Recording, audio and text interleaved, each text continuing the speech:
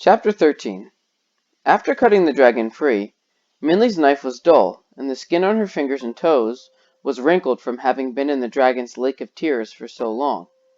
She was also very thirsty. The dragon offered to carry her to the freshwater stream. He knew the forest well. "You'll get there much faster," he said. Minley was a little doubtful about riding the dragon. It was one thing to climb on top of him while he was half covered by water, but now on dry land she realized how large he really was. The dragon was long, as long as the street in front of Minley's house. If he stretched himself up on his arms and legs, he was as tall as a bird's nest in a tree, she realized. Even now, bending down for her, he was higher than her house. But he bent his elbow for her like a step, and with two hands she boosted herself up and then climbed onto his back. The round ball on the dragon's head was the size of a small melon, just big enough for her to wrap two hands around, and she clutched it as the dragon began to move. It was faster, but not much. The dragon was nimble, but his large body had to constantly maneuver around trees and rocks, so it was awkward going. The constant jerking made Minley feel like she was riding a huge water buffalo.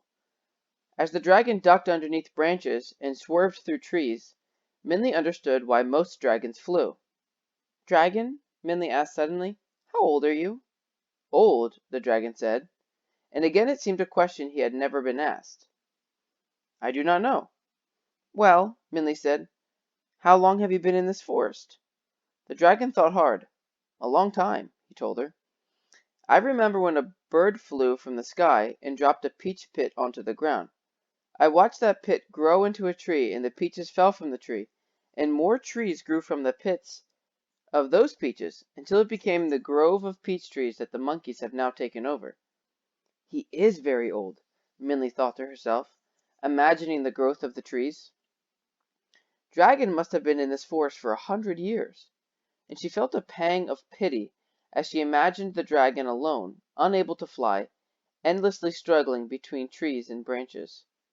After picking up her things and drinking at the freshwater stream, Minley climbed back onto the dragon's back. She soon fell asleep, her head on the dragon's ball and her hand holding her rice bowl. Noticing she was asleep, the dragon moved slowly and quietly, even when the water from Minley's compass splashed and trickled down his nose. It was only when a loud shrieking filled the forest that Minley woke.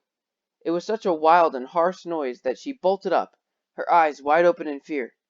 "Do not worry," the dragon told her. "It is just the monkeys." And it was the monkeys. Even though the sun was dimming, Minley could still see the monkeys clamoring in the trees. Even though Minley could not count that many of them, their screaming made it sound as if there were thousands. "We are getting close to the peach trees," the dragon told Minley, "and they are getting angry." "Stop here," Minley said. She climbed off the dragon's back, and she could still see the monkeys through leaves and branches, their bared teeth flashing. "Those peach trees are exactly the direction we want to go," Minley said. "We have to get past the monkeys." "I could still force my way through, but the monkeys would attack you," Dragon said. "I am not sure if we could get you through unharmed. Listen to them." And the monkeys continued to scream. Minley covered her ears with her hands, but she could still hear them. It seemed like they were screeching. "Get away from here! Ours! Ours! All ours!" "You're right," Minley told the dragon. "They are not going to let us through." "But you said that is the way to the Old Man of the Moon," said the dragon, "correct?" Minley nodded. The monkeys' shrieks were starting to sound like hysterical laughter, getting louder and louder like a volcano about to erupt. She looked from side to side, but the monkeys seemed to be everywhere. There was no way around them. Then the dragon asked, "What are we going to do?"